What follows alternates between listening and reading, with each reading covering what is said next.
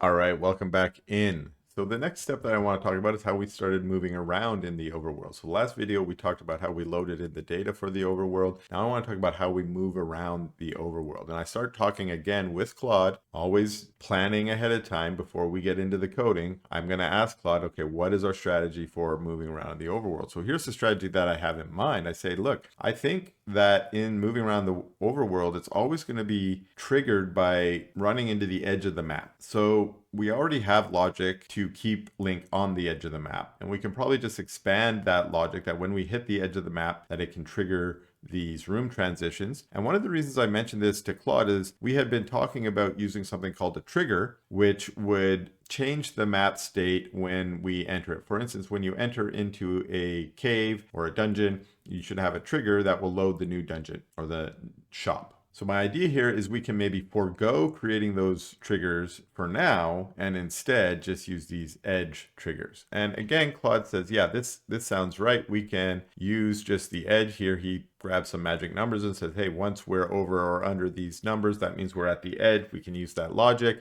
We can use it. We know, hey, we should transition north, south, east, west, which means we can figure out what the next room should be. Right? If we know what our current row and current column is, we can figure out the new row and new column from which edge we're running into. And then we can use some kind of logic to load into the new room. So the suggestion that Claude has is let's create a new system called the room transition system that's going to run after the movement system. And this is something we haven't talked too much about our systems yet, but we have to put our systems in a very specific order in our code. So for instance, here are all the systems I currently have in the game and the order that they're in. There's a lot of them here. But the one we're currently talking about here is the room transition system. And we just said it, or Claude just told us it should come after the movement system. Let's just think about the logic here. Why is that? The movement system's going to move Link. The Link is now going to move to maybe cross over the boundary of one of our edges. Then later on, the room transition system's going to kick in and say, hey, is Link currently over one of those edges? If so, I should execute the room transition. We want that to happen after movement so that the movement first can occur and trigger the transition. Okay, so now I come back to Claude and I say, but here's the rub, here's the challenge. In the original Zelda, when a transition occurs, there's a little bit of an animation. The game input pauses for about 1 second as the map slides in the opposite direction. So if we're moving north, the whole map slides south so that the new screen will slide into place. So I asked Claude, what do you think is the best way to handle this? Claude's suggestion is add this into the game engine. Now, personally, I don't really like this solution. The reason is I don't want to go and make changes to the game engine. The game engine is supposed to be, for the most part, agnostic to what kind of game it is running. And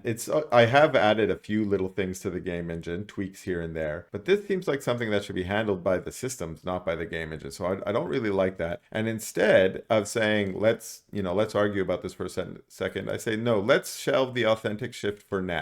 Let's instead just try to get a straightforward transition. So this is more like what you would see in a modern game where the room will just switch. I'm going to talk a little bit about how things are organized. For the moment, we have the overworld map as a global, but I think we should create a current map just like we have current level, anticipating the need that we're going to move into dungeons. What am I saying here? When we move from the overworld into a dungeon, the whole grid of maps changes. Instead of having the overworld map, we now have the dungeon map. Instead of moving room to room on the overworld, we're now moving room to room in the dungeon. So the same functionality is going to happen whether we're in a dungeon or in the overworld, but we want the game to be able to switch between dungeons and overworlds. So how do we do that? Well, I'm saying let's have this current map and the current level that are going to keep track of which overworld that we're in, overworld or dungeon we're in, and which room we're in that overworld or underworld map. So Claude understands what I'm suggesting for our development. And Claude says, okay, I'm going to build the room transition system in and make update to the other relevant files. And once again, when I'm working with Claude, often Claude will make things that need to be changed, little tweaks. Sometimes it's just numbers of sprites and stuff. So when I make those changes, I send back the files and I ask Claude to update their files so that they can, when they send me back new files, they will have all the changes that I've made. And in this case, I sent the files. I didn't tell the changes. Sometimes I tell Claude the changes to be very explicit, but Claude's gone ahead and said what kind of changes you made. For instance, I created a new map directory for my overworld. I fixed some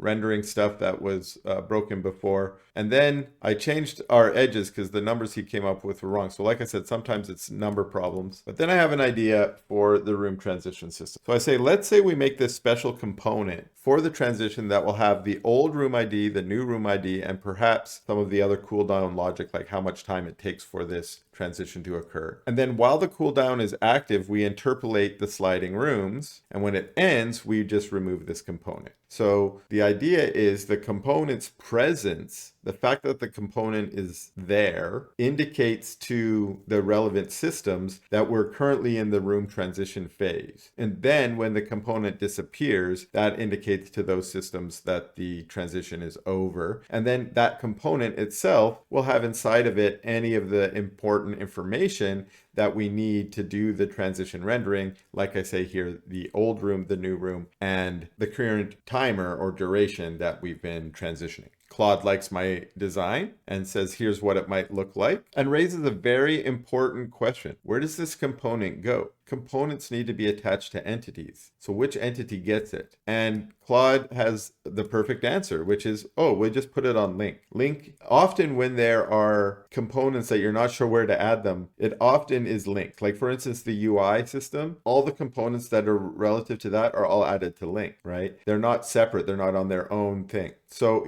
and this solution is elegant. If we're transitioning from room to room, link gets this transition component. And then when the transition is over, we just take it off and links back to doing what link needs to do. So in the end, Claude's pretty happy with this. It says this is textbook ECS and cleaner than the game engine idea that he came up with. And I say, yeah, let's go for it. So I'll remind you that I've told Claude, don't generate code until I tell you. So Claude planned out that code before and waited for me to say, yeah, go ahead and generate it, and then generated it. So one thing that came out of this is a few things I don't like. Claude made two transition.js's, and this is a problem that I had to really talk to Claude with a few times before he changed this pattern. But he named the component and the system the same thing. And I don't like that because it's just confusing. And then he also created two transition systems. The room transition system that was used to determine, are we transitioning from one room to another? And then another system that's used for handling the transition that's carried out. For me, this is over programming. There's too much here. Those two systems should be merged into one. So I say, I don't really like the two transition systems. Can't we just merge them? So the room transition should detect the edge collision and adds the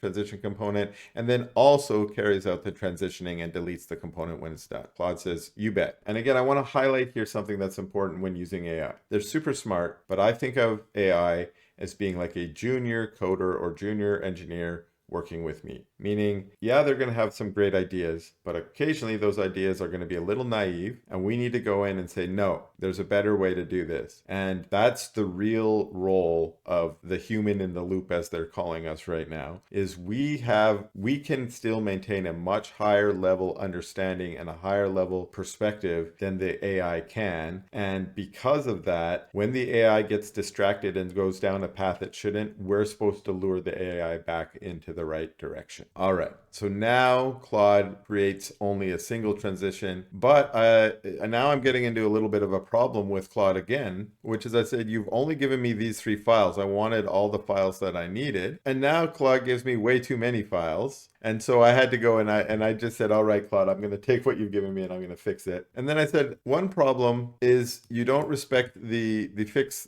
that I made before. So I get Claude to go and rechange that. And then finally, the transition system that Claude had created was kind of comically bad. It worked minimally, but it was comically bad because it had everything shifting in the wrong direction. So you got this really weird vertigo, everything shifted in the wrong direction, and then it kind of flashed into the right state at the end. And so I honestly felt it was going to be too hard for me to explain to Claude what the problem was, that it was easier for me to just fix the problem. So maybe it's a good idea to take a look at the transition system that's been created. Now, this is the final system with the fixes and not without the bugs, but I did want to highlight that yes, Claude doesn't always create it correctly, and I do have to update it every once in a while. Let's start by looking at the transition component, which is simple. Anything here that we didn't already mention, we have old room, new room, the direction that we're moving, the timer and the duration. So this is how long it's been. This is how long until we stop. And then this is the current offset that we've calculated by the transition system. That's going to show us,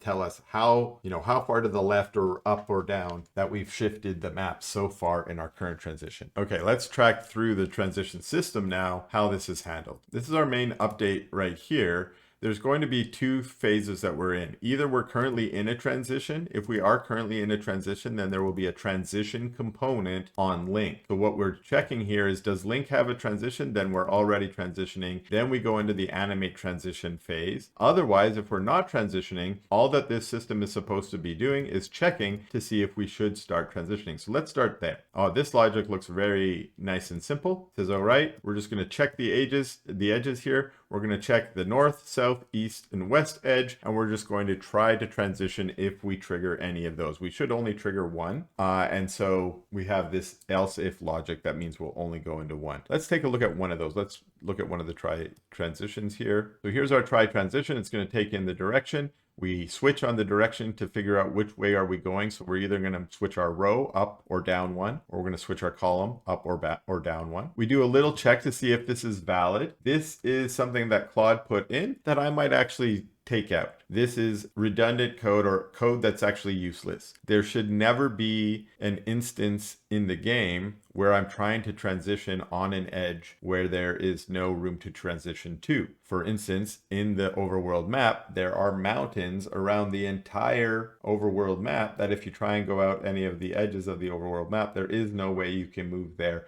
The collision system should prevent you from trying to trigger that. So this is a valid room. Check is redundant, but I left it in because I honestly, it would have taken me time to edit out this stuff, and it was a minor thing that I didn't think was going to drain resources. So this, again, clamp to edge, this probably doesn't get triggered very much. Instead, every time we move, it is a valid route, and we move into the initiate transition method. Now, all initiate transition is going to do, let's see if we can skim down here, is it's going to add the transition component to the player. So again, Link gets a transition component. That's going to tell us to start the transition. That means once that's been added, the next time, the next iteration, when we come through the update, we're going to hit, oh, there is a transition on the player. So I'm going to go into animate transition now. Now, this is a simple animation. A lot of our animations work the same way. We have a timer that's keeping track. How long has it been that we've been carrying out this animation? Remember, we were going to do this for 1 second. So what we do is we just take how much time it's been and we add it to our current timer. It was initialized to 0 in our component. We compute the fraction. How long has it been until we get to the end? This is hard-coded 1.0. It should probably use the components logic. There we go. I've changed it to player.transition.duration. And then we switch based on direction to figure out which way we should be sliding. So remember, we had these offsets, camera offsets also in the component. Here's where we're computing those camera offsets. And it's telling us to either slide in the Y direction or in the X direction, either a plus or a minus. And this is where the comical error was made by Claude. Here, the pluses were minuses and the minuses were plus, which meant we shifted in the wrong direction and everything looked really weird. And it gave you a little bit of vertigo. But this was the logic that I came in and changed. The only last piece of logic is, hey, if we've become more than 100% progress, then we should end. We should remove the component from we should remove the transition component from the player. We do that here while also spawning in the entities for the new room. This was something that this was also another little minor change I added here. Claude had this at the beginning when we triggered instead of at the end, and usually everything gets loaded in after the transition, not at the beginning. So let's see how this works now. When we move to the top square, we transition in and we get the little animation of the shifting of the room over, and it's pretty flawless now, but I did have to tweak it a little bit. One thing I'll mention is when I'm moving up to the north here, I had one bug where the room would spawn under the UI. So all the black up above there would end up having the room during the transition phase drawn above there. So I had to do a little fancy kind of render trick, and let me show you that. So here's where we're actually drawing the transition during the render phase. And one of the things that's there's two things that are going on here that are important. One, I mentioned this in an earlier video, but I want to mention this again. When I'm drawing the map, to make space for the UI up above, I translate the map down. So 0, 0 of the map is actually at 0, 0 of the map itself, not at the top left corner of the canvas where it normally is. What that means is I've moved that top corner down 288 pixels before I draw the map. That way I can draw everything without having to offset each draw call I make by 288 pixels. I instead have offsetted them all with this one call. The other thing that I've done here, and this I do a little bit before, I could have done it below and changed this number to a 0 if I wanted. But what I wanted to do is I want to draw a rectangle around the space where the map belongs. And then I call clip. What clip means is anything now that I draw outside of that rectangle will be clipped away. It will not appear. So that when I'm transitioning from the north and I'm sliding down to the south, anything that will be drawn under the UI will be clipped out and will not be drawn. That way I don't have to do some special logic that says, well, when am I going to be on the screen and when should I draw myself? The clip does it for me. Otherwise, all this draw transition is doing is deciding what offset I should have, and then it draws the two rooms. So I have this draw tile map, which is a helper function. It says draw this one and then draw this one, but with the appropriate offset, and that draws the sliding rooms for us. All right, that's everything I wanted to show you about room transitions in this video. So thanks a lot for watching, and we'll see you in the next video.